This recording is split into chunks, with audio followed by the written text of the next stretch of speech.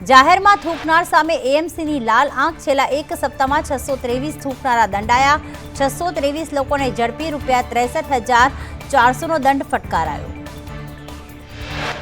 અમદાવાદમાં સનાથલ આદેશ આશ્રમની બાજુમાં ભંગારના ગોડાઉનમાં આગ લાગી। ફાયર વિભાગની 18 ગાડીઓ ઘટના સ્થળે પહોંચી। હાલ આગ પર કાબુ મેળવવાના પ્રયાસ। બીઝેડ ગ્રુપના 6000 કરોડના કૌભાંડમાં તપાસ તેજ। પોલીસે બીઝેડ ગ્રુપના 7 એજન્ટોની ધરપકડ કરી। બીઝેડ ગ્રુપ સાથે રાજકીય કનેક્શનની પણ આશંકા।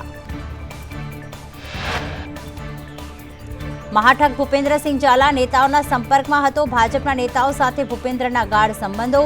મહાઠગ ચૂંટણી સમયે રાજકીય નેતાઓને મદદ કરતો હતો।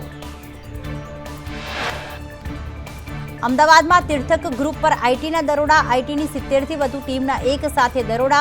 તીર્થક ગ્રુપની ઓફિસ અને રહેણાંક સ્થળ પર દરોડા।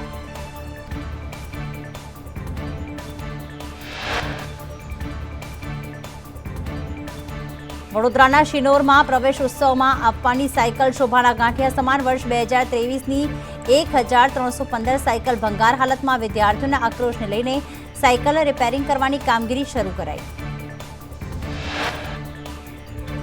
મહેસાણાની મેડિકલ સંસ્થાઓની ઉદાસીનતા સામે આવી। ક્લિનિકલ એસ્ટાબ્લિશ એક્ટમાં માત્ર 50 જ નોંધણી। જિલ્લામાં નાની મોટી 4000 જેટલી તબીબી સંસ્થાઓ।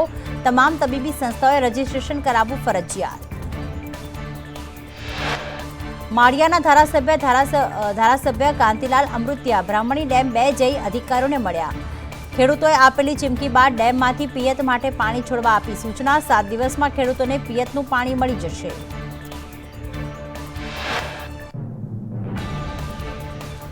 રાજ્યમાં ઠંડીનો ચમકારો। પવનોની દિશા બદલાતા કડકડતી ઠંડીની અસર। નલિયા વડોદરા 13 ડિગ્રી સાથે સૌથી ઠંડુ શહેર।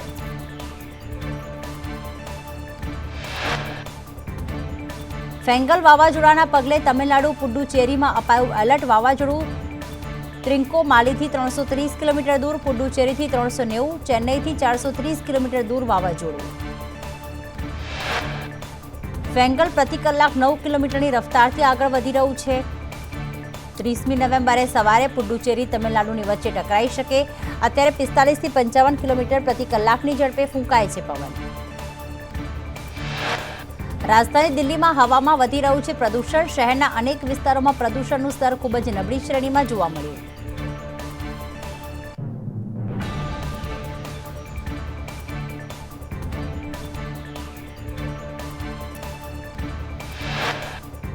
તો પીએમ મોદી આજથી 3 દિવસ ઓડિશાના પ્રવાસે। વડાપ્રધાન વિશાખાપટ્ટનમમાં ગ્રીન હાઇડ્રોજન હબનો શિલાન્યાસ કરશે। મહારાષ્ટ્રના મુખ્યમંત્રીના નામની આજે થશે જાહેરાત। ગઈકાલે કેન્દ્રીય મંત્રી અમિત શાહના નિવાસસ્થાને મહાયુતિના નેતાઓની 2 કલાક સુધી બેઠક ચાલી। સંભલ કેસમાં આજે સુપ્રીમ કોર્ટમાં સુનાવણી। સંભલમાં પોલીસનો ચુસ્ત બંદોબસ્ત। સર્વે પર રોકની મસ્જિદ કમિટીની માંગ। ભારતમાં સોશિયલ મીડિયા પ્રતિબંધોની વિચારણા। બાળકો માટે સોશિયલ મીડિયા ઓટીટી પર નિયંત્રણ આવી શકે। વાંધાજનક કન્ટેન્ટ મુદ્દે કડક કાયદો બનાવવા વિચારણા।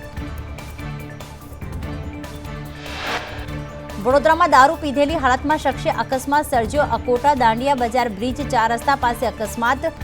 નશામાં ચૂર શખ્સે કારને અડફેટે લીધી। રાજકોટમાં હોલમાર્ક વગરના દાગીના વેચનાર સામે તપાસ। બીઆઈએસની ટીમની રાજકોટના અલગ અલગ સ્થળે તપાસમાં મનુભાઈ જ્વેલર્સનું 72 ગ્રામ સોનું સીઝ કરાયું। રાજકોટમાં ચડ્ડી બનિયાનધારી ગેંગ ત્રાટકી। વાવડીમાં ઇલેક્ટ્રિકની દુકાનમાંથી ₹50,000ની ચોરી। ચોરીની સમગ્ર ઘટના સીસીટીવીમાં કેદ થઈ। વડોદરામાં તપન હત્યાકાંડમાં વધુ એકની ધરપકડ। આરોપી આરિફ પઠાણ પર હત્યામાં સંડોવાયેલું હોવાનું ખુલ્યું। બાબર પઠાણ સહિત 10 આરોપીઓની ધરપકડ। ભાવનગરમાં બેંકમાંથી લોન ન મળતા યુવકનો આપઘાત। લોન અપાવવાના બહાને એજન્ટે 40 લાખ રૂપિયા પડાવ્યાનો આક્ષેપ। યુવકને 1.5 કરોડની લોન આપવાની લાલચ આપી હતી।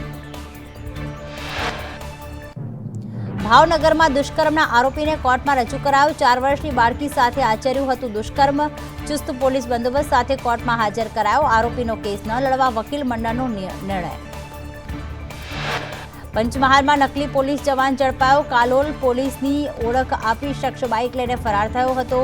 પોલીસે નકલી પોલીસને ઝડપી 2 બાઇક જપ્ત કર્યા.